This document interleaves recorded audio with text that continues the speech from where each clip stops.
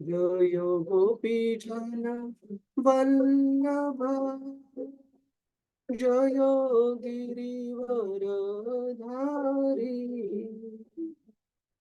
जय गिरिवरधारी जय यशोदा नंदन जय ब्रज जनरंजना जय यशोदा नंदन जय ब्रज जनरंजना जयो जमुना तीरावनचारी जय कुंज बिहारी जयो जमुना तीरावनचारी जय कुंज बिहारी जय राधा माधव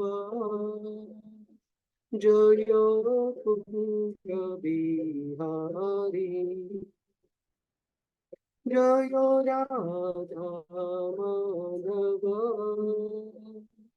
जय कुंज बिहारी जय श्री कृष्ण चैतन्य प्रभु नित्यानंदा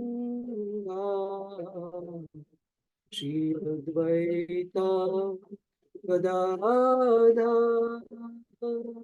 श्रीवासादि भक्तवृंदा हरे कृष्णा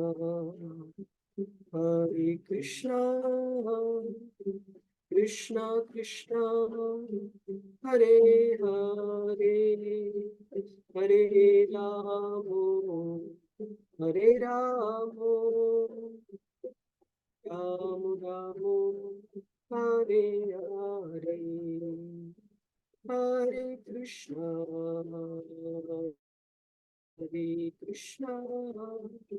कृष्णा कृष्णा हरे हरे हरे राम राम राम हरे हरे हरे कृष्णा कृष्ण कृष्ण हरे हरे हरे राम राम राम हरे हरे जय राधा माधव राधा माधव श्री राधे जय राधा गोविंद राधा गोविंद श्री राधे जय जगन्नाथ जय जगन्नाथ जय बलदेव जय सुभद्रा जगन्नाथ स्वामी नयन पथगामी नयन पथगामी भवतु मे जय गौरानिताय गौरानिताय गौरानिताय जय गौरानिताय जय जय प्रभुपाद प्रभुपाद प्रभुपाद प्रभुपाद जय जय गुरुदेव गुरुदेव गुरुदेव गुरुदेव हरिनाम संकीर्तन की जय श्री श्री राधा गोविंद देव जी श्री श्री गौर निताय श्री ल प्रभुपाद की जय हरे कृष्ण ओम नमो भगवते वासुदेवाय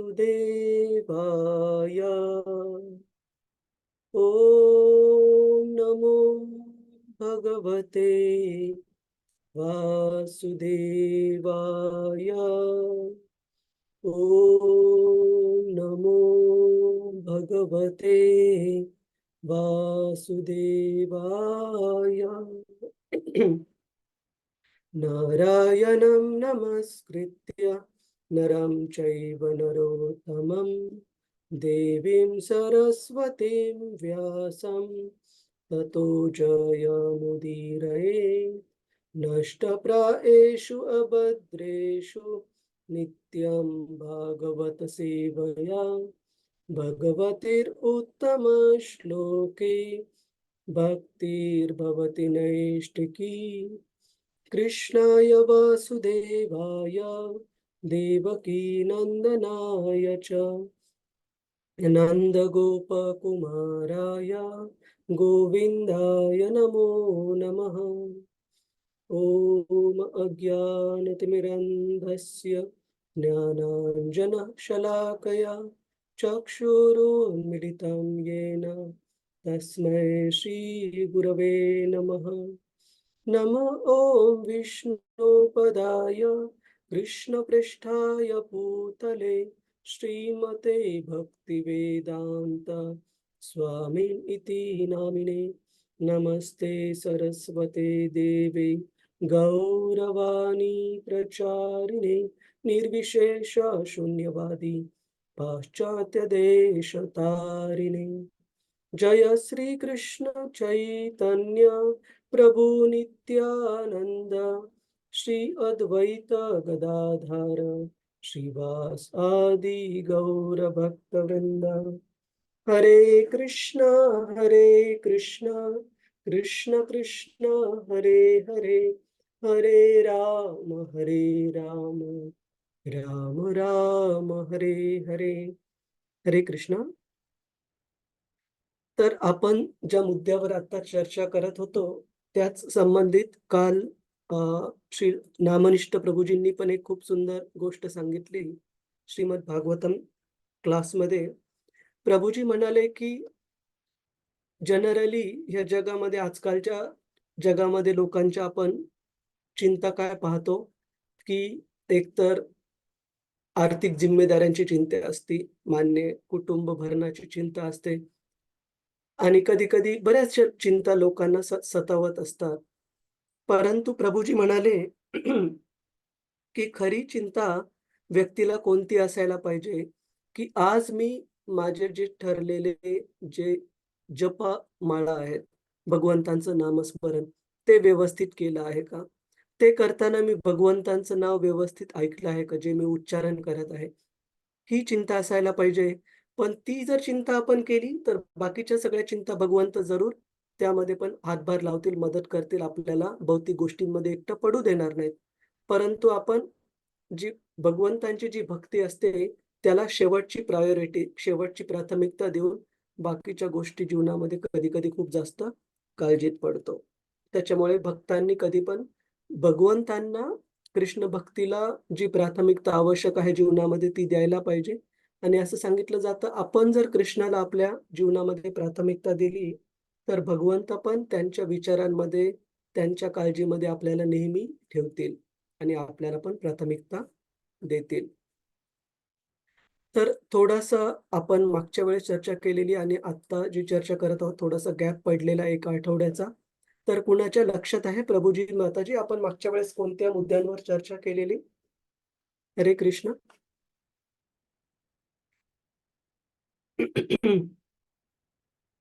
कोणत्या मुद्द्यांवर चर्चा केली आपण भीष्मदेवांबद्दल? अंजली माताजी, गणेश कुलकर्णी प्रभूजी, किरण जाधव प्रभू, क्षितिजा माताजी आणि बाकीचे भक्त.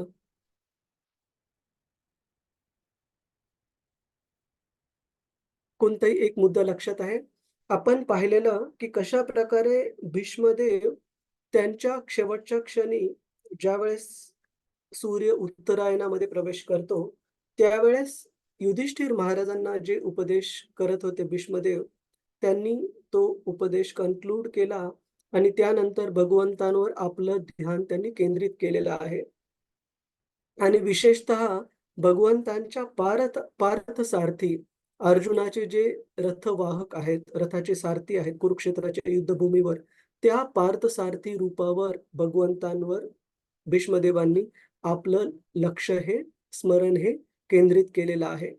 आणि त्याच मध्ये आपण आज श्लोक क्रमांक 35 बरोबर सुरुवात करू. या पार्थसारथी रूपाचं भगवंतांच्या स्मरण भीष्मदेव कशा प्रकारे करत आहेत. आणि आपण मागच्या वेळेला पण चर्चा केलेली की कशा प्रकारे भीष्मदेव हे कौरवांच्या बाजूने म्हणजे अधर्माच्या बाजूने लढण्याचं त्यांचं एकमेव कारण होतं भगवंतांची इच्छा पूर्ण करणे. आणि भगवंतांची इच्छा कोणती होती की भीष्मासारखे जे युद्धामध्ये अजित असे शूरवीर क्षत्रिय आहेत, असे शूरवीर अजित क्षत्रिय ज्यांना की इच्छा मरणाची सिद्धी प्राप्त झाली आहे, असे महान योद्धे पण वाचू शकणार नाहीत जर ते अधर्माच्या बाजूने असतील. आणि हा धडा जगासाठी शिकवण्यासाठी भगवंतांनी स्वतःचेच एक शुद्ध भक्त भीष्मदेवांना निवडलं होतं. आणि भगवंतांची ही इच्छा पूर्ण करण्यासाठी भीष्मदेव केवळ आणि केवळ कौरवांच्या बाजूने लढण्यासाठी युद्धामध्ये उतरलेले होते.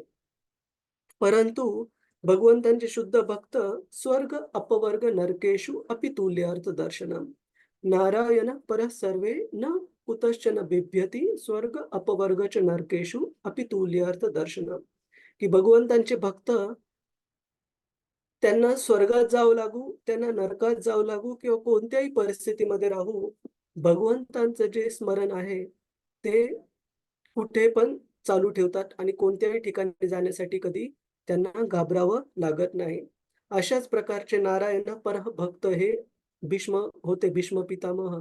आणि ते लक्षात आणत आहेत की कशा प्रकारे स्वतःच्या बाणांच्या वर्षावाने ज्यावेळेस काही बाण भगवंतांवर पण त्यांच्या दिव्य शरीरावर पण लागायचे, त्या शरीरामधून भगवंतांच्या शरीरावर त्या बाणांमुळे जखमा व्हायच्या आणि त्या जखमांच्या तिथून रक्त पण यायचं. आणि भगवंतांचं हे जे सुंदर रूप आहे ते भीष्मदेव युद्धभूमीवरचं रूप लक्षात आणत आहे, त्याचं स्मरण करत आहे. तर आपण श्लोक क्रमांक 35 पासून सुरुवात करूया.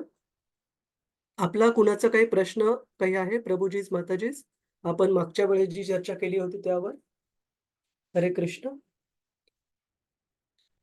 ठीक आहे, आपण पुढे जाऊया. श्लोक क्रमांक 35 कृपया तुम्ही हरे म्हणण्याचा. कृष्ण प्रभूजी. हरे कृष्ण. येस प्रभूजी. आपण भीष्माचार्यांच्या बद्दल जे सांगतो कोणी की भगवंतांच्या इच्छेनुसार त्यांनी अधर्माच्या बाजूने युद्ध केलं, तोच नियम द्रोणाचार्य किंवा कृपाचार्यांना पण लागू होतो? त्यांच्याबद्दल आपण शास्त्रामध्ये तरी द्रोणाचार्यांच्या बाबतीमध्ये तसं वर्णन नाहीये प्रभूजी. आणि दुसरी गोष्ट, ज्याप्रमाणे भीष्म पितामह यांचं वर्णन हे शास्त्रामध्ये पहिल्यापासून शेवटपर्यंत भगवंतांचे नित्य सहयोगी, नित्य शुद्ध भक्त असं करण्यात आलंय. त्याप्रमाणे द्रोणाचार्यांचं वर्णन हे भगवंतांचे शुद्ध भक्त असं केलेलं नाहीये. महान व्यक्ती, योद्धा महान होते. ब्राह्मण म्हणून केलेलं आहे त्यांचं, परंतु भगवंतांचं शुद्ध भक्त म्हणून त्यांचं वर्णन नाही केलेलं आहे प्रभूजी. ठीक आहे. ओके. ही वॉज अ अरे. मॅग्नॅनिमस. मॅग्नॅनिमस म्हणजे उदार हृदयाचे होते ते, ज्यांनी की अशा व्यक्तीच्या, अशा आपल्या शत्रूच्या मुलाला धनुर्विद्येचं, युद्धविद्येचं शिक्षण दिलं, ज्यांच्याकडून की त्यांचा मृत्यू निश्चित होता. त्या प्रकारे वर्णन आहे. पण नित्यसिद्ध भगवंतांचे शुद्ध भक्त म्हणून आपण वर्णन त्यांचं ऐकत नाही. ओके. हरे कृष्ण. हरे कृष्ण. हरे कृष्ण. तर कृपया आपण श्लोक म्हणण्याचा प्रयत्न करा. सपदी सखी वचो निशम्य मध्ये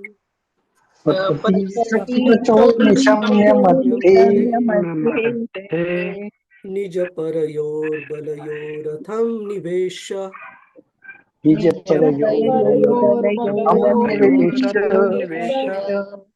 स्थितवती परसैनिकायुरक्ष्णा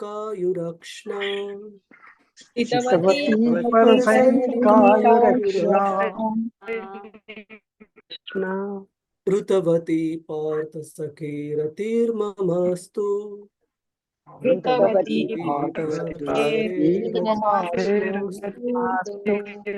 तर भीष्मदेवांच्या ह्या त्यांच्या स्मरणातून, त्यांच्या ध्यानातून भगवंतांसाठी प्रार्थना करत आहेत भीष्मदेव. तर इथे भीष्मदेव काय म्हणतात, आपल्याला आपल्यापैकी कुणाला वाचायला आवडेल? हरे कृष्ण. प्रभुजी मी वाचू? हा, संजना माताजी. हरे कृष्ण. हरे कृष्ण प्रभुजी. हरे आपला कृष्ण. सखा अर्जुन याच्या आज्ञेवरून श्रीकृष्णांनी कुरुक्षेत्राच्या रणभूमीवर अर्जुन आणि दुर्योधन यांच्या सैन्याच्या मध्ये प्रवेश केला आणि आपल्या कृपादृष्टीने विरुद्ध पक्षीयांची आयु मर्यादा क्षीण केली. तेव्हा शत्रूंवर दृष्टी टाकल्याने हे घडले. अशा त्या श्रीकृष्णांच्या ठाई माझे चित्त स्थिर राहो. धन्यवाद. धन्यवाद तर प्रभुजी. तात्पर्याच्या अगोदर आपण एक गोष्ट इथे पाहतो की भगवंतांना कोणत्या नावाने संबोधित केलंय भीष्मांनी इथे, भीष्मदेवांनी? पार्थ सखे.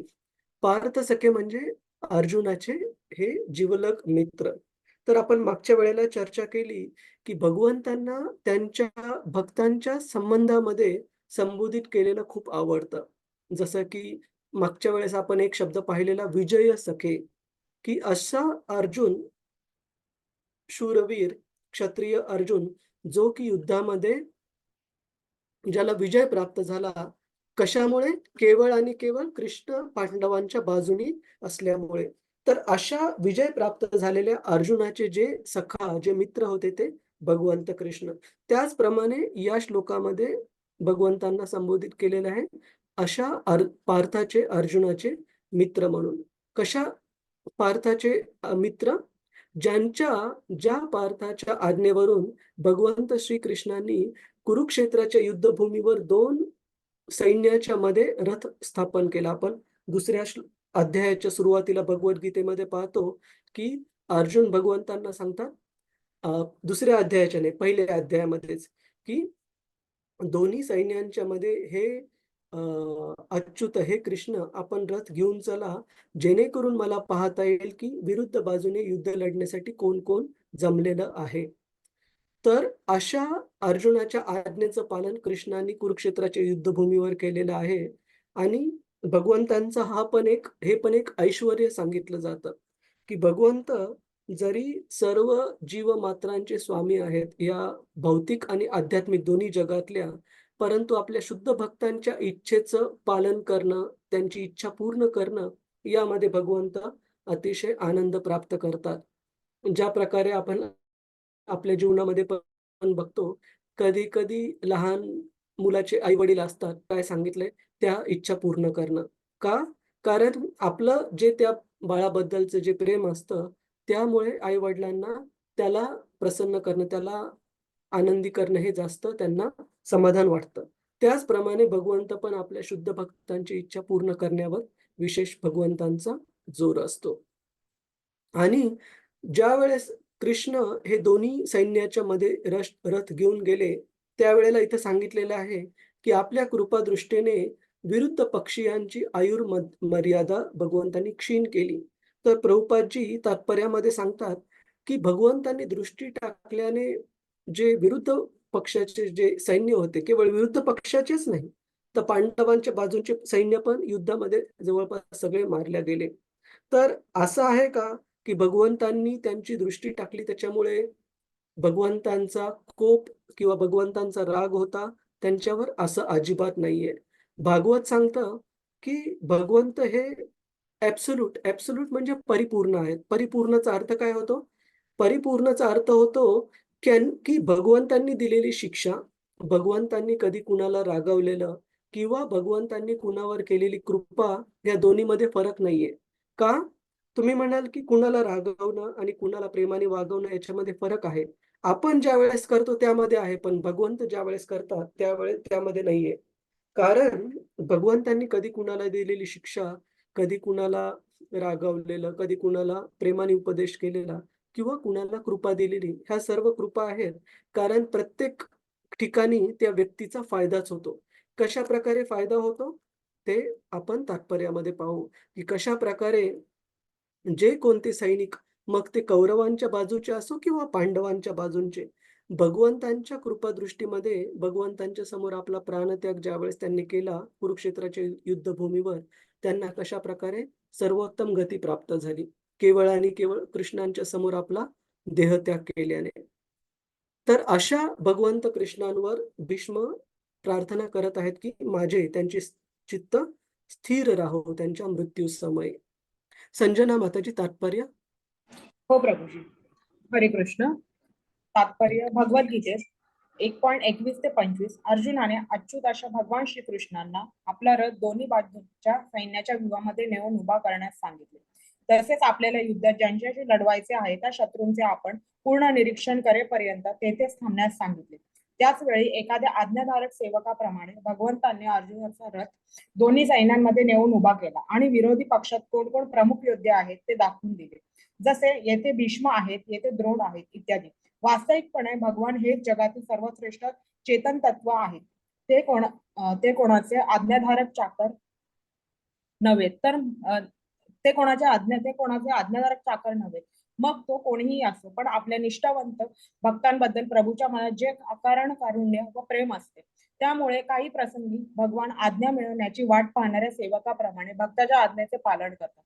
आपल्या एखाद्या अपत्याची इच्छा पूर्ण केल्यानंतर पित्याला जसे समाधान होते तशाच प्रकारचे सुख भक्तांचे आज्ञापालन केल्याने परमेश्वरालाही मिळते. भक्त आणि भगवंत यांच्यातील शुद्ध दिव्य अलौकिक प्रेमामुळेच हे संभवनीय होते आणि भीष्मदेव ही गोष्ट पूर्ती जाणून होते. म्हणून त्यांनी भगवंतांना पार्थ सखे अशी हाक मारली. भगवंतांनी आपल्या करुणाद्र दृष्टीने शत्रू पक्षाची आयु मर्यादाच घटवली. असे सांगतात की कुरुक्षेत्रामध्ये सर्व योद्ध्यांना मोक्ष मिळाला, कारण मृत्यू समयी त्यांना भगवंतांचे साक्षात दर्शन झाले होते. त्यामुळे भगवंतांनी त्यांची आयु मर्यादा घटवली. याचा अर्थ असा नाही की ते अर्जुनाच्या पक्षपाती होते. वास्तविक रीतीने त्यांनी शत्रू पक्षींवर कृपा केली होती. अन्यथा त्यांना जर नेहमीच्या रीतीने घरी मृत्यू आला असता तर त्यांना मोक्ष कसा मिळाला असता. त्यांना या ठिकाणी मृत्यू समयी भगवत दर्शनाची आणि भौतिक जीवनातून मुक्त होण्याची संधी लाभली. त्यामुळे भगवंत म्हणजे केवळ कल्याण रूप आहे व ते जे काही करतात त्याने प्रत्येकाचे कल्याणच होते. वर पाहता आपला घनिष्ठ मित्र अर्जुन याच्या विजयासाठीच ते या सर्व गोष्टी करीत आहेत असे वाटते, परंतु त्यात अर्जुनाच्या सत्तेचे कल्याण विहित होते. अशा भगवंतांच्या लीला मोठ्या गूढ व अलौकिक असतात आणि जे कोणी हे जाणतात त्यांनाही भौतिक देहाच्या त्यागानंतर मुक्ती मिळते. भगवंताकडून केव्हाही असत्कृती अन्याय होत नाही, कारण सदा सर्वदा ते केवळ कल्याण स्वरूपच आहे. हरे कृष्ण प्रभूजी. धन्यवाद. हरे कृष्ण. श्रील प्रभुपाद की जय. तर भगवंत कशा प्रकारे परिपूर्ण आहेत हे आपल्याला याच्यावरून कळतं की त्यांच्या समोर त्यांच्या कृपेने त्यांच्या समोर कुणाला प्राप्त झालेला मृत्यू हा पण त्या व्यक्तीसाठी खूप मोठं वरदान आहे. का? कारण त्या सर्व क्षत्रियांना ज्यांना की कुरुक्षेत्राच्या युद्धभूमीवर मृत्यू प्राप्त झाला भगवंतांच्या समोर, त्या ठिकाणी त्यांना उच्च गती प्राप्त झाली. आणि भागवत आपल्याला सांगत आहे की अन्यथा जर त्यांना नेहमीच्या रीतीने घरी मृत्यू आला असता, म्हणजे इतर कोणतं कार्य करताना जर मृत्यू आला असता, तर ही मोक्ष गती त्यांना कधी प्राप्त झाली नसती. परंतु केवळ आणि केवळ भगवंतांच्या तिथे असल्याने त्यांना मोक्ष गती प्राप्त झाली.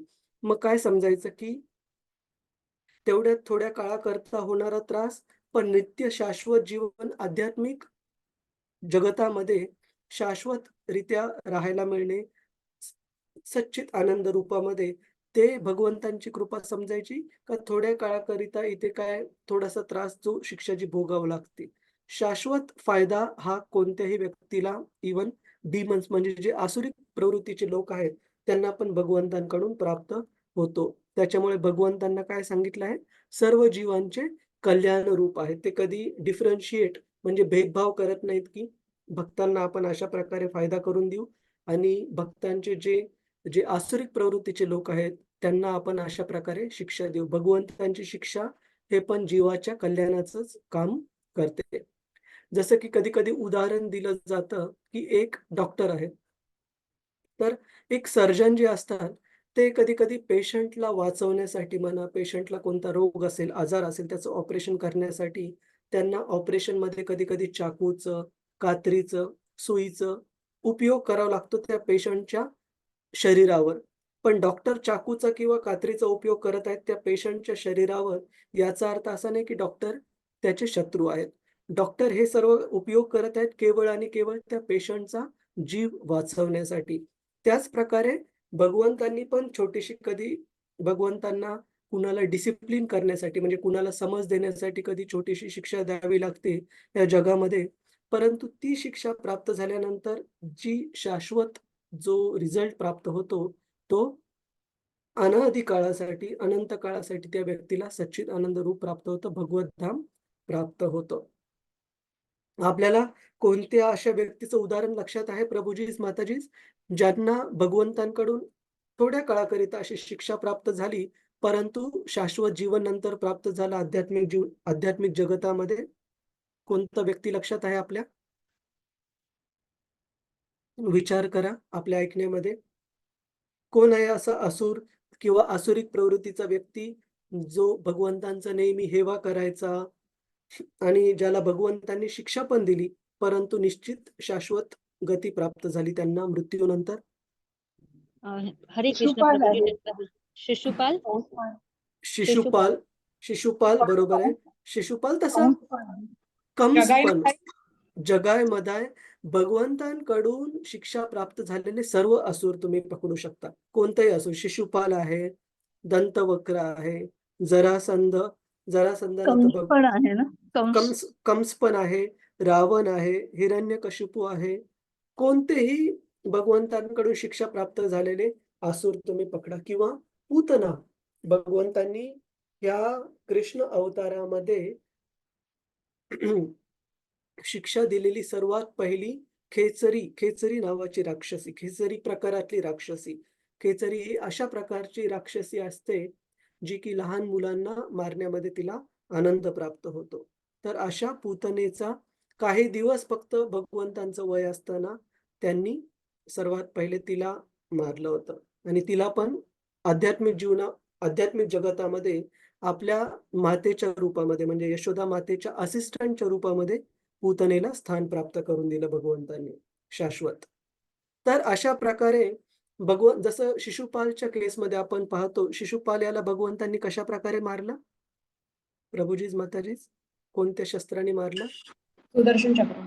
सुदर्शन चक्राने मारलं आणि सुदर्शन चक्राने मारल्यानंतर शिशुपालचं जे शिर आहे, जे ते धडापासून वेगळं झालं आणि सर्वांच्या डोळ्यासमोर शिशुपालचा जो आत्मा होता, तो भगवंतांच्या शरीरामध्ये प्रवेश करतो आणि ही गोष्ट पाहून युधिष्ठिर महाराजांना खूप आश्चर्य होतं आणि मग ते नारद मुनींना विचारतात, की असा शिशुपाल ज्यांनी जन्मल्यानंतर शिकलेला पहिला शब्द हा भगवंतांची निंदा होती.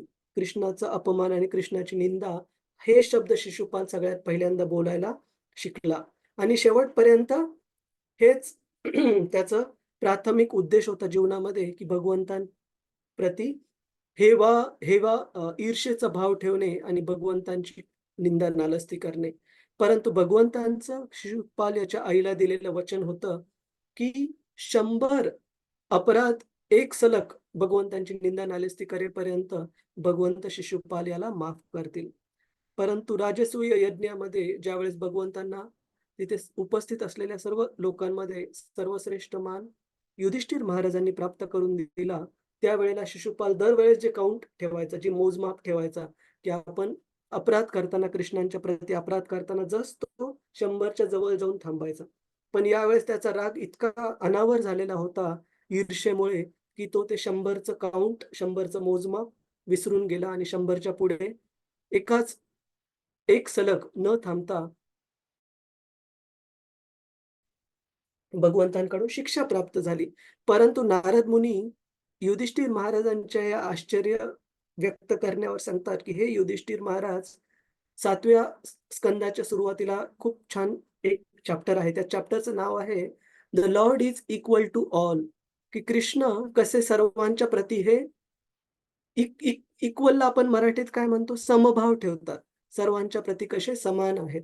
आणि त्यावेळेस नारद मुनी सांगतात, की हे युधिष्ठिर, माझ्या मते, माझ्या म्हणजे नारद मुनींच्या मते, हे जे असुर आहेत, कंस असू, हिरण्यकशिपू असू, शिशुपाल असू, हे जे असुर आहेत, ते भगवंतांचं इतक्या छान प्रकारे स्मरण करतात, कारण त्यांना नियमित एक क्षणासाठी पण कंसाला कधी विसर पडायचा नाही कृष्णाचा. कंस पाणी पिताना पाण्यामध्ये कृष्ण दिसायचे, आरसा पाहताना आरशात कृष्ण दिसायचे.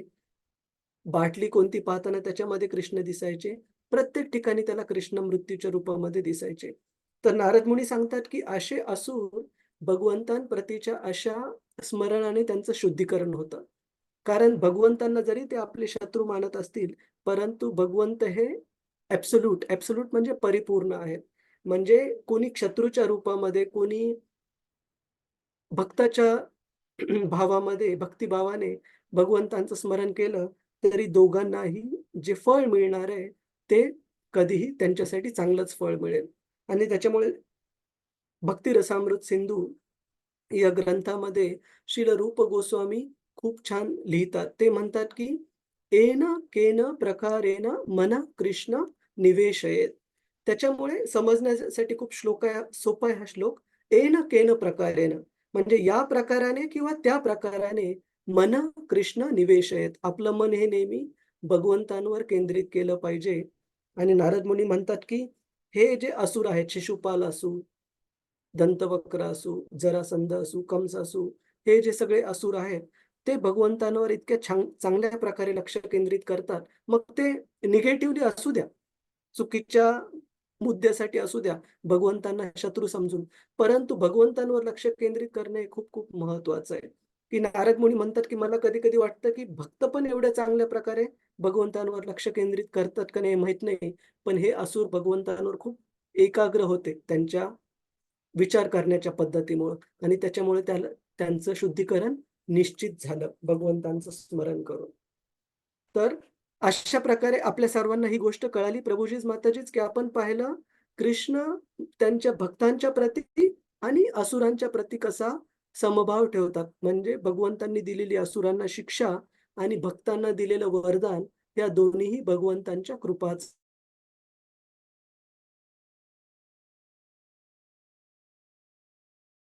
कल्याण होतं. त्या जीवाला फायदाच होतो. कुणाचा काही प्रश्न आहे प्रभुजीज, माताजीज या मुद्द्यावर? हरे कृष्ण. हरे कृष्ण प्रभूजी. की शिशुपाल लहानपणी पहिलं भगवानचा द्वेष करायला शिकला. तर हो, प्रभूजी जे शिशुपालाची आई जी होती ती भगवंतांची आत्या होती. हो, तर हो. मग त्यांच्या घरात असं वातावरण जर नसेल की असं भगवंतांचा द्वेष होत असेल किंवा काही असं असेल, मग ही प्रवृत्ती कशी काय आली? त्या श्रापामुळे आली का जेव्हा जय विजय जय त्या विजय. श्रापामुळे?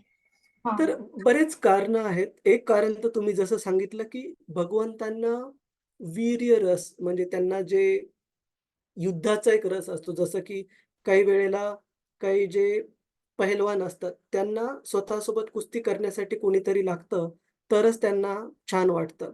तसं भगवंतांसोबत युद्ध कोण करणार? मग त्या तोडीस तोड तर कोणी नाहीच आहे. मग भगवंत ज्यावेळेस कधी-कधी वीर्यरसाचा अनुभव घ्यायचा ठरवतात, तर आपल्या भक्तांनाच त्या रूपामध्ये, त्या पात्रामध्ये पाठवतात कधी-कधी. तर ते एक कारण आहे, की शिशुपाल आणि दंतवक्र हे जय आणि विजयच होते.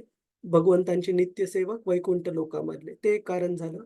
दुसरं कारण असं, की कुटुंब किती पण चांगलं असू द्या, पण त्यामध्ये असं नाही सांगता येत, की आसुरिक प्रवृत्तीचा किंवा भगवंतांचा द्वेष्टा असा जीव जन्म घेणार नाही. शिशुपाल तर सोडा, जो की भगवंतांचा फर्स्ट कझिन म्हणजे जसं तुम्ही सांगितलं आत्याचं जे काही आहे, मुलगा होता. परंतु भगवंतांचे स्वतःचे पुत्र, एक पुत्र भगवंतांच्या घरामध्ये कृष्ण ज्यावेळेस वराह रूपामध्ये आले, वराहदेव आणि भूमिदेवी यांचे जे पुत्र आहेत भौमासूर, ते पण एक असुर होते. तर ज्यावेळेस भगवंतांच्या स्वतःच्या घरामध्ये स्वतःचा पुत्र जर असुर जन्म घेऊ शकतो, तर दुसऱ्या घरामध्ये का नाही घेऊ शकत? ठीक आहे माताजी. हो प्रभूजी. हो प्रभूजी. हरे कृष्ण, धन्यवाद. हरे कृष्ण. तर याच्यामधून आपल्याला शिकण्यासारखं भरपूर आहे, की हरे कृष्ण. येस माताजी. सादर प्रणाम प्रभूजी. भगवद्गीतेच्या 16व्या अध्यायामध्ये जे म्हटलं आहे की असुरी प्रवृत्तीच्या लोकांना योनीत टाकलं जातं, असुरी योनीत जे हो. त्या ह्याच्यात. तर मग ते इथे कुठेतरी कसं आहे की भगवंतांची त्यांच्यावर कृपाही आहे आणि मग जे असुरी प्रवृत्तीचे आहेत त्यांना असुरी योनीत टाकलं जातं. मग ते भगवंतांची कृपा आहे, याचा अर्थ असा नाही, की भक्तांनी पण आसुरिक योनीमध्ये जाण्यासाठी प्रयत्न करावा. ठीक आहे. तुम्ही जो श्लोक म्हणत आहात त्याच्यामध्ये सांगितलंय की लाईफ आफ्टर लाईफ, इटर्नली, म्हणजे खूप खूप लांब काळाकरिता अशा प्रकारच्या भगवंतांची ईर्ष्या करणाऱ्या, भगवंतांप्रती हेवा-दावा करणाऱ्या लोकांना खूप लांब काळासाठी आसुरिक योनीमध्ये एकानंतर एक टाकलं जातं. आजकालच्या आसुरिक प्रवृत्तीच्या लोकांमध्ये प्रॉब्लेम हा आहे माताजी, की they are not that great a demons. ते एवढ्या स्तरावरचे असुर नाहीयेत, की भगवंत स्वतः येतील त्यांचं शुद्धीकरण करण्यासाठी. तो प्रॉब्लेम आहे. तर आपल्याला कोणता श्लोक आहे तो 1 मिनिट हां. थोडं लॉंग. तुम्ही नंबर एकदा लक्षात आहे तुमच्या दोजवर? येस, हा श्लोक आहे तो 19वा श्लोक.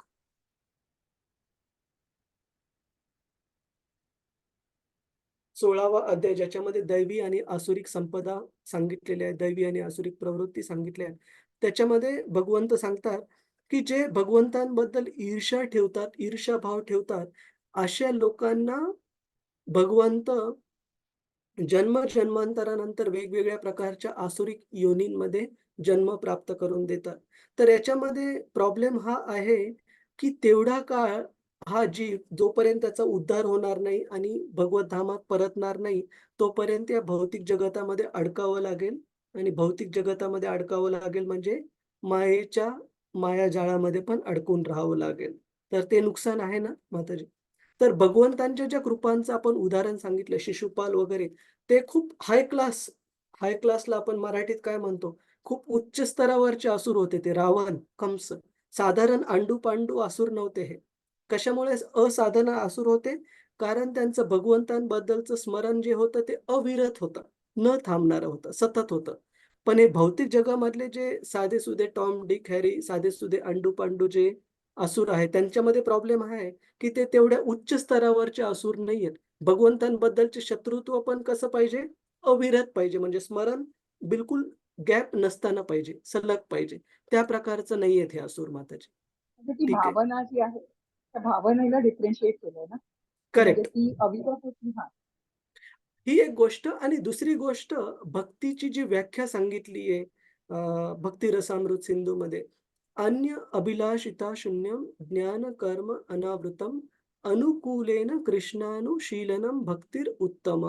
तर उत्तम भक्तीची जी व्याख्या भक्तांसाठी सांगितली श्रील रूप गोस्वामींनी, त्याच्यामध्ये त्यांनी सांगितले अनुकूलेन कृष्ण अनुशीलनम, की भगवंतांच्या इच्छा पूर्ण करणं, त्यांची सेवा करणं कशा प्रकारे? अनुकूलरित्या. तर सामान्यतः जे भक्ती करणारे भक्त आहेत, ते भक्तीचा अर्थ असा आहे, की अनुकूलरित्या भगवंतांची सेवा करणं. परंतु हे जे असुर आहेत माताजी, ते भगवंतांची सेवा इनडायरेक्टली करत आहेत, भगवंतांची इच्छा पूर्ण करून. पण सर्वच असुर नाही म्हणू शकत आपण. काही-काही जे ठराविक असुर आहेत, जय, विजय जे सांगितलं आपण, हिरण्यक्ष, हिरण्यकश्यपू, रावण, कुंभकर्ण, शिशुपाल, दंतवक्र, हे भगवंतांचे नित्यसेवक आहेत वैकुंठ लोकामध्ये. पण सर्वच असुर ह्या कॅटेगरीमध्ये नाहीयेत माताजी. ठीक आहे? आणि इव्हन आपण कुरुक्षेत्रावर जे अधर्मी आहेत त्यांनाही सगळ्यांना मोक्ष मिळाला आहे. म्हणजे त्यांना पण त्यांनाही सर्वांना लोकांना करेक्ट. त्यांना पण भगवंतांची कृपा प्राप्त झाली. केवळ आणि केवळ भगवंत तिथे उपस्थित असल्यामुळे, त्यांच्या उपस्थितीत त्यांना मृत्यू प्राप्त झाल्यामुळे. ठीक आहे? धन्यवाद हरे प्रभू. कृष्ण. हरे कृष्ण. म्हणजे सांगण्याचं कन्क्लुजन असं, की फक्त असुर असून उपयोग नाही. जर असुरच कोणाला बनायचं तर तेवढं हाय क्लास असलं पाहिजे, जे की भगवंतांना एक क्षणासाठी पण विसरणार नाही. तर मग आशा आहे, की त्यांना निश्चित भगवंतांची शुद्धीकरण लवकरात लवकर प्राप्त होईल. पण आजकालच्या असुरांमध्ये प्रॉब्लेम आपण सांगितला, की तेवढे हाय क्लास असुर पण नाहीयेत आजकालच्या जीवनामध्ये. ठीक आहे? झालं प्रभुजीच ना? हरे धन्यवाद प्रभू. कृष्ण. हरे हरे कृष्ण. अजून कुणाचा काही प्रश्न आहे? इथे स्नेहल माताजींचा प्रश्न आहे, की माताजी श्रीमद भागवतम पी-डी-एफ फाईल वाचण्यासाठी हो, ही उपलब्ध होईल तर रतिरूपा माताजी शेअर करतील आपल्याला. ठीक आहे? हरे कृष्ण माताजी. पी-डी-एफ आहेत हरे आणि कृष्ण. हरे कृष्ण. आणि अजून एक आपल्याला विनंती आहे, की प्रत्येक भक्ताच्या घरामध्ये श्रीमद भागवतम मराठी आपण ठेवण्याचा प्रयत्न करा. इथे दिसत आहे का आपल्याला व्हिडिओमध्ये? हरे कृष्ण. इथे हो हो प्रभूजी. हां, तर हो भा प्रभूजी. भागवत हे साक्षात भगवंत कृष्ण आहेत पुस्तक रूपामध्ये. तर मला वाटतं याची किंमत ₹300-400 वगैरे असेल. रतिरूपा माताजी तुम्ही सांगा त्यांना किती आहे. हो, मी त्यांना सांगितलंय की मला कॉल करा. हा, तर मी माझा नंबर सुद्धा ठेवलाय. PDF तर तुम्हाला फ्रीमध्ये मिळेल, त्याचा काही प्रॉब्लेम नाही. पण PDF घेताना एकदा PDF वाचून वगैरे म्हणा, घरामध्ये पुस्तक पण जरूर आणा भागवताचं. गीता भागवता करीती स्मरण विठोबाचे, हे तुकाराम महाराजांनी पण सांगितलं आहे. हरे कृष्ण. आपण पुढे जाऊ. श्लोक क्रमांक 36. भीष्मदेवांचं जे स्मरण आहे भगवंतांवरचं ते आपण कंटिन्यू करू. कृपया श्लोक म्हणण्याचा प्रयत्न करा. व्यवहित पृतनामुखं निरीक्ष व्यवहितमुखं निरीक्ष स्वजनवदाद् विमुखस्य दोषबुद्ध्या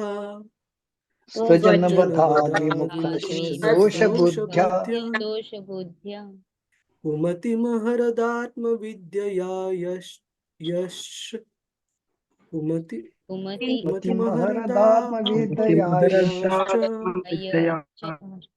चरणरति परमस्य तस्य मेस्तु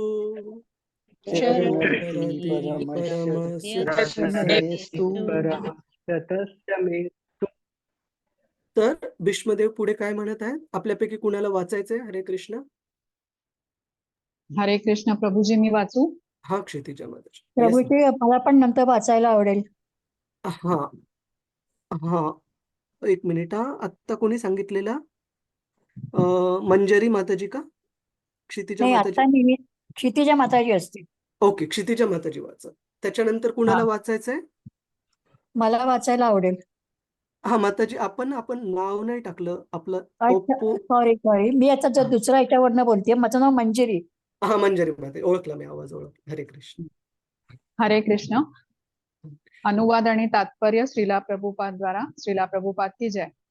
रणांगणावर आपल्या समोर सैनिक आणि सेनापती पाहून जेव्हा अर्जुनाची बुद्धी अज्ञानग्रस्त झाली, तेव्हा त्याला दिव्य ज्ञानाचा उपदेश करून भगवंतांनी त्याचे अज्ञान पूर्णपणे नाहीसे केले. त्याच्या चरण कमळांविषयी मला सतत आकर्षण असू देत. वैदिक काळात राजे आणि सेनाधिकारी यांना आपल्या सैन्याच्या आघाडीवर राहावे लागे. तशी प्रत्यक्ष युद्धाची पद्धती होती. राजे आणि सेनाधिकारी म्हणजे आजकालचे तथाकथित राष्ट्राध्यक्ष वा संरक्षण मंत्री नव्हे. गरीब पगारी सैनिकांनी समोरासमोर लढावे आणि यांनी घरी बसावे असे होत नसे. तो आजच्या लोकशाही राजवटीचा नियम आहे. परंतु जेव्हा एकतंत्री राजवट चालू होती, तेव्हाचे राजे म्हणजे कोणत्याही पात्रतेचा विचार न करता निवडून आलेले भित्रे लोक नव्हते. कुरुक्षेत्रातील रणांगणाकडे पाहता ही गोष्ट स्पष्ट होते की दोन्ही पक्षातील मुख्य अधिकारी भीष्म असोत, द्रोण असोत वा अर्जुन दुर्योधनादी असोत, हे झोपा काढीत नसत. ते प्रत्यक्ष लढाईत भाग घेत.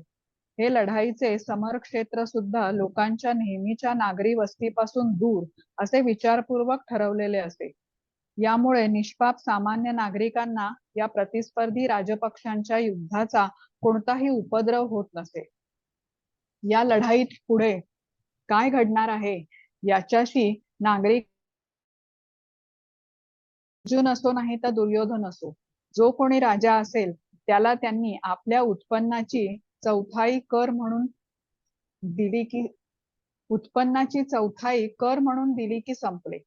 अशा कुरुक्षेत्राच्या रणांगणावर दोन्ही पक्षाचे सेनाधिकारी समोरासमोर उभे होते आणि अर्जुनाने त्यांच्याकडे सहानुभूतीच्या भावनेने पाहिले, तेव्हा त्याला अतिशय दुःख झाले की आता या आपल्याच नातेवाईकांना, बांधवांना केवळ राज्यासाठी मारणे आले. दुर्योधनाच्या पक्षाने समोर जो सेनाव्यूह रचला होता त्याची त्याला मुळीच भीती वाटत नव्हती. पण भगवंतांचा दयाशील भक्त असल्याने लौकिक गोष्टींचे वैराग्य हा त्याचा स्वभावच होता. त्यामुळे ऐहिक ऐश्वर्यासाठी लढू नये असा त्याने निर्णय केला. परंतु हे सगळे अल्पबुद्धीचे परिणाम होते. त्यासाठीच असे म्हणतात की त्याच्या बुद्धीला मालिन्य आले असा भ्रम झाला. वास्तविकपणे असे मालिन्य त्याच्या बुद्धीला केव्हाही येऊ नये, कारण तो भगवंतांचा निष्ठावंत भक्त आणि नित्य सखा होता. ही गोष्ट भगवद्गीतेच्या 4थ्या अध्यायावरून स्पष्ट बुद्धीला त्यावेळी मालिन्य आल्यासारखे भासते हे खरे, परंतु त्या निमित्ताने अखिल भ्रांत चित्त जीवांना भगवद्गीतेतील उपदेश जो सांगितला गेला त्यासाठी तशी दुसरी संधीच मिळाली नसती. जीव आपल्या भौतिक शरीरांच्या खोट्या कल्पनांनी ऐहिक जीवनात पूर्णपणे जखडून गेलेले असतात. जगातील सर्व बद्ध जीवांना भगवद्गीता सांगितली गेली त्याचा उद्देशच मुळी देह व आत्मा यांच्या ऐक्यतेच्या भ्रांत कल्पनांपासून त्यांना मुक्त करणे आणि जीव तथा ईश्वर यांचे नित्य संबंध पुन्हा प्रस्थापित करणे हाच होता. आत्मविद्या, भगवंतांविषयीचे दिव्य ज्ञान हेच प्रामुख्याने भगवंतांनी तेथे सांगितले व त्याचा उद्देश विश्वातील जीवमात्रांचे कल्याण व्हावे हाच होता. हरे कृष्ण. धन्यवाद प्रभूजी. धन्यवाद. हरे कृष्ण. श्रील प्रभुपाद की जय.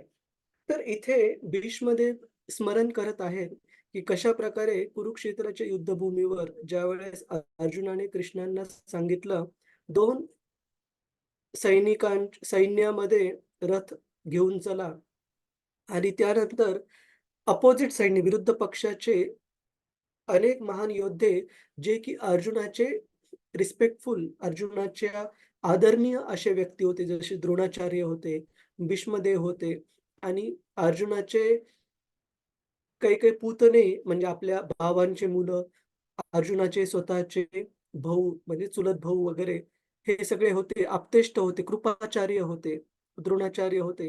तर या सर्वांना पाहून अर्जुनाला बाह्य रूपाने पाहायला गेलं तर अर्जुन हा मोहाने व्यथित झाला की आपल्या ह्या आप्तेष्टांना कसं मारू मी, आणि यांना मारून प्राप्त होणारा राज्य पण मला कोणता आनंद देणार आहे. परंतु भगवंतांची इच्छा होती की हे युद्ध व्हावं केवळ आणि केवळ धर्माची स्थापना व्हावी त्यासाठी, आणि भगवंतांनी त्यासाठी अर्जुनाला केवळ माध्यम बनवलं. अर्जुनाच्या माध्यमातून आपल्या सगळ्यांना, तुम्हा आम्हा सगळ्यांना हे भगवद्गीतेचं दिव्य ज्ञान हे प्राप्त करून देण्यासाठी. तर भीष्मदेव ते स्मरण करत आहेत की कशा प्रकारे भगवंतांनी अर्जुनाचं तर कल्याण केलंच, पण अर्जुनाचं उदाहरण बनवून त्यांच्याद्वारे आपल्या सर्वांचं पण जीवमात्रांचं कल्याण केलं भगवद्गीतेचं ज्ञान देऊन. तर आपण अजून 1-2 श्लोक घेऊ. सुषमा माताजी, मी तुम्हाला पुढचा श्लोक सांगेल, ठीक आहे? मंजरी माताजींना हा वाचू द्या, त्याचा पुढचा तुम्ही वाचा. हरे कृष्ण. मंजरी माताजी, हरे कृष्ण. आपण एकदा 1 मिनिट, तुम्ही डायरेक्ट हेच वाचा माताजी, अनुवाद आणि तात्पर्य. अच्छा. प्रणाम प्रभुजी. श्रील प्रभुपाद की जय. श्लोक कितवा 37 ना? श्लोक 37. हा. आपली स्वतःची प्रतिज्ञा मोडून माझी प्रतिज्ञा सत्य करण्यासाठी भगवान स्वतः रथातून खाली उतरले, हातात रथचक्र धरले आणि हत्तीला मारण्यासाठी वेगाने झेपावलेल्या सिंहाप्रमाणे ते माझ्या अंगावर धावून आले. त्यावेळी त्यांचे उत्तरीय देखील खाली पडले. तात्पर्य: कुरुक्षेत्रावरील युद्ध हे युद्ध धर्मास अनुसरून लढले गेले. तसेच ते मित्रामित्रातील संघर्षाप्रमाणे अतिशय खिलाडू वृत्तीने लढले गेले. दुर्योधनाने भीष्मांना बोल लावला की वडिलकीच्या वात्सल्यामुळे ते अर्जुनाचा वध करू इच्छित नाहीत. क्षत्रिय युद्ध धर्माविषयी असा अपमान सहन करू शकत नाहीत. त्यामुळे भीष्मदेवांनी दुर्योधनास आश्वासन दिले, मी उद्या पांडवांचा निश्चितपणे वध करेन. मी त्यासाठी विशेष अशी शस्त्रास्त्रे धारण केलेली आहेत. दुर्योधन प्रसन्न झाला आणि दुसऱ्या दिवशी उपयोगात आणावयाचे बाण त्याने स्वतःजवळच ठेवले. अर्जुनाने एक युक्ती योजून दुर्योधनाकडून कुठे गेलं? वर सगळ्यात पहिली आहे. अर्जुनाने एक युक्ती योजून दुर्योधनाकडून बाण स्वतःकडे घेतले. भीष्मदेवांना हे कळले की या युक्तीमागे श्रीकृष्ण नाही, हे शब्द मला दिसत नाही. या युक्तीमागे श्रीकृष्णांची बुद्धी आहे. या युक्तीमागे श्रीकृष्णांची बुद्धी आहे. म्हणून त्यांनी प्रतिज्ञा केली, उद्या श्रीकृष्ण तरी हातात शस्त्र धरतील अथवा त्याचा मित्र अर्जुन तरी रणात मरेल. दुसऱ्या दिवशी भीष्मांनी असे भयानक युद्ध आरंभले की अर्जुन आणि श्रीकृष्ण दोघेही संकटात सापडले. अर्जुन आताचा जवळजवळ पराभवच झाला. परिस्थिती इतकी गंभीर होती की तो भीष्मांकडून पुढच्या क्षणी मारला गेला असता. त्यावेळी भगवान श्रीकृष्णांनी विचार केला की आपले निष्ठावंत भक्त भीष्म यांना प्रसन्न करावे, त्यांची प्रतिज्ञा राखावी. आपल्या प्रतिज्ञेपेक्षा त्यांचीच प्रतिज्ञा अधिक महत्वाची आहे. म्हणून त्यांनी सकृत दर्शनी तरी आपली प्रतिज्ञा मोडली. त्यांनी कुरुक्षेत्रावरील युद्धाच्या आरंभीच आपले शस्त्र उचलणार नाही आणि कोणत्याही पक्षाकडून लढणार नाही असा पण केला होता. तथापि अर्जुनाचे संरक्षण करण्यासाठी भगवान रथावरून खाली आले आणि हातात रथचक्र उचलून सिंहाने गजराजावर झेप घ्यावी तद्वत भीष्मदेवांवर धावून गेले.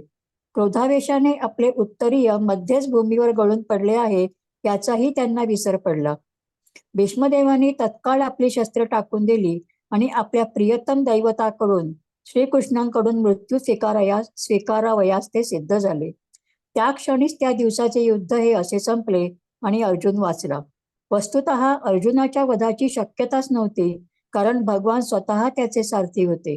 परंतु आपल्या सख्याच्या संरक्षणासाठी स्वतः भगवंतांनी शस्त्र उचलावे अशी भीष्मांची इच्छा होती आणि त्यांची प्रतिज्ञा राखण्यासाठी भगवंतांनी असे दर्शविले की आता अर्जुनाचा वध निश्चित होणार आहे आणि त्याचे संरक्षण केलेच पाहिजे.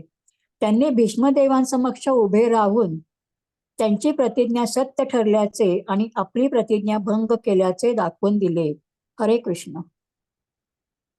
हरे श्रील कृष्ण. प्रभुपाद की जय. की जय. तर इथे आपण पाहतो की कशा प्रकारे भीष्मदेवांनी जी प्रतिज्ञा केलेली दुर्योधनाने केलेल्या अपमानानंतर, की दुर्योधनाने भीष्मदेवांचा असा अपमान केला की हे भीष्म पितामह, तुम्ही तुमच्या पांडवांप्रती असणाऱ्या स्नेहामुळे त्यांच्याशी पूर्ण शक्तीने युद्ध करत नाही आहात आणि त्यांना ठार करत नाही आहात. तर ज्यावेळेस एका क्षत्रियाला असं सांगितलं जातं की तुम्ही प्रामाणिकपणे आपलं जे कर्तव्य आहे युद्ध करण्याचं ते करत नाहीयेत, तर तो अपमान, तो जो आरोप आहे तो त्यांच्यासाठी मृत्यूपेक्षाही जास्त क्लेशदायक असतो. आणि असा आरोप दुर्योधनाने केल्यानंतर भीष्मांनी प्रतिज्ञा केली की ठीक आहे, मी उद्या ह्या 5 विशेष बाणांनी 5ही पांडवांना ठार करणार. आणि नंतर आपण बघतो की कशा प्रकारे भगवंतांनी अर्जुनाला कौरवांच्या कॅम्पमध्ये पाठवून त्याच संध्याकाळी हे 5ही बाण मागून घेतले दुर्योधनाकडून. आणि प्रभुपादजी सांगतात की कशा प्रकारे हे युद्ध हे पूर्णपणे वैदिक संस्कृतीमध्ये जे युद्धाचे नियम आहेत त्या नियमानुसार केलेलं होतं. की कोणते नियम आहेत, की सूर्यास्त झाला की त्या दिवशीचं युद्ध संपलं. मग त्या सूर्यास्तानंतर एकमेकांच्या कॅम्पमध्ये पण कधी जर कोणी व्यक्ती गेला तरी त्याला शत्रू म्हणून ट्रीट केलं, शत्रू म्हणून त्याच्याशी आदान प्रदान केलं जायचं नाही, त्याचं एक मित्र म्हणूनच स्वागत केलं जायचं. तर अर्जुनाला संध्याकाळी युद्ध थांबल्यानंतर भगवंतांनी पाठवलं दुर्योधनाच्या कॅम्पमध्ये दुर्योधनाला हे 5 बाण मागण्यासाठी. आणि दुसऱ्या दिवशी ज्यावेळेस भीष्म पितामह युद्धात उतरले आणि त्यांनी दुर्योधनाकडे त्या 5 बाणांची मागणी केली, त्यावेळेस दुर्योधनाने सांगितलं की मागच्या म्हणजे आधीच्या संध्याकाळी अर्जुन येऊन हा 5 बाण घेऊन गेलेला आहे. आणि भीष्म पितामह यांना लगेच कळालं की ही निश्चित कृष्णांचीच कृती आहे किंवा भगवंतांशिवाय दुसऱ्या कुणालाच कळणं शक्य नव्हतं की भीष्मदेवांनी हे 5 बाण तयार केलेले आहेत पांडवांना ठार मारण्यासाठी. आणि दुसऱ्या दिवशी युद्ध सुरू होताना मग भीष्मांनी अजून एक प्रतिज्ञा केली की भगवंतांनी त्यांच्या योजनेने माझी प्रतिज्ञा भंग केली की ह्या 5 बाणांनी मी 5 पांडवांना मारणार होतो. मी पण आज प्रतिज्ञा करतो की मी भगवंतांना त्यांची प्रतिज्ञा, त्यांचा शब्द भंग करण्यासाठी भाग पाडेल. भगवंतांनी कोणती प्रतिज्ञा केली होती कुरुक्षेत्र युद्धाच्या अगोदर? हरे शस्त्र कृष्ण. उचलणार नाही युद्धात. हा, कोणतंही शस्त्र उचलणार नाही. तर भीष्मांची ही इच्छा होती की मी पण कृष्णाला त्यांचा शब्द मोडण्यास भाग पाडणार. त्यामुळे भागवत सांगतं की भीष्म पितामह एवढे महान क्षत्रिय योद्धे होते की त्यांनी त्या 5 बाणांशिवाय पण एवढं कठोरपणे पांडवांशी युद्ध केलं, विशेषतः अर्जुनाशी, की त्या 5 बाणांच्या शिवाय पण ते अर्जुनाला हरवण्यासाठी आणि ठार करण्यासाठी तयार होते. आणि ज्यावेळेस भगवंतांनी हे पाहिलं की आपण जर आता मध्ये मध्ये जर आपण थांबवलं नाही भीष्मांना, तर आपले जे शाश्वत नित्य शुद्ध भक्त आहेत अर्जुन, त्याचा प्राण आज निश्चित जाणार. आणि म्हणून अर्जुनाला वाचवण्यासाठी भगवंतांनी स्वतः रथामधून खाली उतरले आणि रथाचं चाक त्यांनी हातावर धारण केलं. आणि ज्या प्रकारे एक सिंह एका हत्तीला मारण्यासाठी तयार होतो आणि आक्रमण करण्यासाठी तयार होतो, त्या प्रकारे भगवंत हे भीष्मावर धावून गेले. आणि ज्यावेळेस आपले प्रिय असे भगवंत कृष्ण स्वतः आपल्यावर या रथाचं चाक घेऊन धावून येत आहेत हे भीष्मांनी पाहिलं. त्यांनी आपले शस्त्र उचलून खाली ठेवले आणि ते भगवंतांच्या समोर हात जोडून उभे राहिले, तयार होते मृत्यू स्वीकारण्यासाठी. तर इथे ह्या पूर्ण लीलेचं वर्णन करण्यात आलेलं आहे, की कशा प्रकारे भगवंतांना अर्जुनाला वाचवण्यासाठी रथाचं चाक हातात घेणं आवश्यक नव्हतं. ते भीष्मदेवांना केवळ स्वतःच्या इच्छेने पण थांबवू शकले असते. त्यांचा बाण न चालवण्यासाठी किंवा त्यांचा हात हलणार नाही अशा प्रकारे. म्हणजे त्यांना आपल्या भक्ताचं रक्षण करण्यासाठी हातात शस्त्र न घेता पण रक्षण करता आलं असतं त्यांना. पण भगवंतांनी हातात रथाचं चाक एका कारणासाठी घेतलं आणि ते कारण म्हणजे भीष्मदेवांची इच्छा पूर्ण करण्यासाठी, की भीष्मदेवांची इच्छा होती भगवंतांना पण त्यांचा शब्द भंग करायला लावायचा. ज्या प्रकारे माझी जी प्रतिज्ञा होती ती त्यांनी भंग करवली, मी पण भगवंतांना त्यांची प्रतिज्ञा भंग करण्यास भाग पाडणार. केवळ आणि केवळ आपल्या शुद्ध भक्ताची ही इच्छा पूर्ण करण्यासाठी भगवंतांनी हातामध्ये हे चाक धारण केलं. आणि त्याच्यामुळे भगवंतांचं नाव काय फेमस झालं, प्रचलित झालं. भगवंतांनी रथाचं चाक हातात घेतल्यामुळे. प्रभुजीच माताजीच काय नाव आहे भगवंतांचं? चक्रधर, चक्रधर आहे. चक्रवर्ती. चक्रधर, रथांग पाणी. रथांग पाणी पण भगवंतांचं नाव आहे, की ज्यांनी रथाचं चाक हे पाणी म्हणजे हात, रथाचं चाक हे हातावर धारण केलेलं आहे असं रथांग पाणी पण त्यांना म्हटलं जातं. तर अशा प्रकारे भगवंतांचं आपल्या शुद्ध भक्ताच्या प्रती कशा प्रकारे प्रेमाचं आदान-प्रदान असतं ते आपण इथे पाहायला मिळतं. की आणि भागवत हे पण सांगतं, की भीष्म जरी एवढे शक्तिशाली होते, परंतु अर्जुन याचा अंत हा भीष्माकडून होणार नाही हे निश्चित होतं. का? कारण भगवंत कृष्ण स्वतः तिथे उपस्थित होते अर्जुनाचे सारथी म्हणून. आणि भगवद्गीतेच्या शेवटच्या श्लोकामध्ये संजय सांगतात, की जिथे कुठे साक्षात भगवंत कृष्ण आहेत, जिथे कुठे भगवंतांचे शुद्ध भक्त अर्जुन आहेत, तिथे 4 गोष्टी निश्चित असणार. आपण एकदा तो श्लोक पाहू. खूप सुंदर श्लोक आहे. आपण सर्वांनी म्हणण्याचा प्रयत्न करा. यत्र योगेश्वर कृष्ण यत्र पार्थ धनुर्धर. कृपया तुम्ही म्हणण्याचा प्रयत्न करा. यत्र योगेश्वर कृष्णो यत्र योगेश्वर कृष्णो यत्र पार्थो धनुर्धरः यत्र पार्थो धनुर्धरः तत्र श्रीर्विजयो भूतिर् तत्र श्रीविजयोर्भूतिः ध्रुवा नीतिर्मतिर्मम. ध्रुवानीतिर्मतिर्मम. तर भगवद्गीतेच्या शेवटच्या श्लोकामध्ये ते सांगितलंय, की जिथे कुठे भगवंत कृष्ण आहेत आणि जिथे कोणते त्यांचे नित्य शुद्ध भक्त, नित्य शाश्वत भक्त अर्जुन आहेत, तिथे 4 गोष्टी ह्या नेहमी राहतील. कोणत्या 4 गोष्टी? ह्या ध्रुव, नीती, तत्र श्रीर विजयो भूतीर. श्रीर म्हणजे ऐश्वर्य, हे नेहमी राहील. विजय म्हणजे जय, जिंकणे, हे नेहमी राहील. श्रीर विजयो भूतीर. भूतीर ध्रुव. भूतीर ध्रुव म्हणजे एक्स्ट्रा ऑर्डिनरी पॉवर, म्हणजे असामान्य असं प्राबल्य, असामान्य अशी शक्ती त्या ठिकाणी निश्चित राहील. आणि नीतीर म्हणजे मॉरॅलिटी. मॉरॅलिटीला आपण मराठीत काय म्हणतो? की नीतिमूल्य जे आहेत ते निश्चित राहतील. आणि हे संजय सांगतात धृतराष्ट्रांना, की हे धृतराष्ट्र, ह्या श्लोकातून संजय सांगतात, की विजय कुणाचा होणार आहे? निश्चित आणि निश्चित अर्जुनाचा होणार आहे. कारण भगवंत कृष्ण रथांगपाणी भगवंत कृष्ण स्वतः त्यांचे सारथी बनून त्यांच्या सोबत आहेत आणि जिथं कृष्ण आहेत, जिथं त्यांचे शुद्ध भक्त अर्जुन आहेत, तिथे पराजय होणं शक्य नाहीये. तर सांगण्याचा हेतू असा, की भीष्मदेवांच्या लीलेमध्ये आपण पाहिलं, की अर्जुनाच्या मृत्यूची काही शक्यता नव्हती कारण भगवंत स्वतः तिथे उपस्थित होते. परंतु भीष्मदेवांनी आणि भगवंतांनी हे स्वतःच्या एकमेकांच्या प्रेमापोटी केलेलं आदान-प्रदान आहे. भीष्मदेवांना भगवंतांचं ते रूप पाहायचं होतं, सुंदर रूप, ज्याच्यामध्ये भगवंत आपल्या भक्ताच्या रक्षणासाठी आपली प्रतिज्ञा भंग करून शस्त्र उचलतील आणि भगवंतांना पण आपल्या शुद्ध भक्ताची ती इच्छा पूर्ण करायची होती. त्याच्यामुळे त्यांनी रथाचं चाक उचललं. हरे कृष्ण. आणि पुढचं तात्पर्य थोडं मोठं आहे. सुषमा माताजी तुम्ही पुढच्या वेळेस वाचाल का? चालेल का?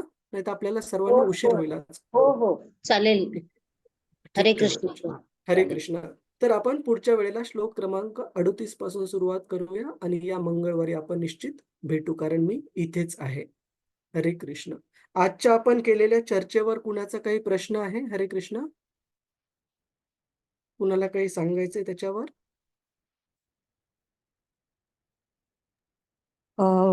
प्रणाम प्रभु जी। यस माताजी. हरे कृष्ण. म्हणजे दो दो दिन पहले क्लास हुई थी क्योंकि मेरे यहाँ काफी नेट की प्रॉब्लम है इसलिए मैं अटेंड नहीं कर पा रही हूँ। नाही झाली मंजरी माताजी 2 दिवसापूर्वी क्लास. कारण मी कुआलालंपूरला ऑफिसच्या कामानिमित्त गेलेलो आणि मी काल सकाळीच परत आलो आहे आणि ते सकाळी येताना पण थोडासा उशीर झाला. म्हणजे माझा क्लास मिस नाही झालेला। नाही झाला माताजी. अच्छा, ओके, धन्यवाद। ठीक आहे. हरे कृष्ण. हरे कृष्ण। वंश कल्पतरुभ्यश्च कृपा सिंधुभ्य एव च पतितानां पावनेभ्यो वैष्णवेभ्यो नमो नमः। अनंत कोटि वैष्णव वृंद की जय। वैष्णव ठाकुर की जय। श्रील प्रभुपाद की जय। हरे कृष्ण. हरे हरे कृष्ण। कृष्ण प्रभुजी, दंडवत प्रणाम. हरे कृष्ण. हरे हा कृष्ण. अजून एक हरे कृष्ण प्रभुजीच माताजीच एक महत्वाची अनाउन्समेंट आहे, विसरलो मी, की आपला शनिवारी सकाळी जो सेशन असतो, तर आपल्या सर्वांना माहित आहे मंदिरातला श्रीमद भागवतमचा क्लास हा सकाळी 8 ते 9 या वेळेमध्ये असतो. तर त्या वेळेला आपल्याला सर्व भक्तांना तो वेळ फ्री ठेवायचा आहे. त्याच्यामुळे तुम्ही वेळ सजेस्ट करा, की आपण थोडंसं लवकर म्हणजे 8च्या अगोदर संपवण्यासाठी जर आपण 7ला सुरू केलं तर चालेल का आपल्याला सर्वांना? मला माहिती आहे, की थोडंसं सकाळी सर्वांची गडबड असते घरी. पण तुम्ही विचार करून सांगा, की 7ला आपल्याला शनिवारी सकाळी चालेल का तो वेळ?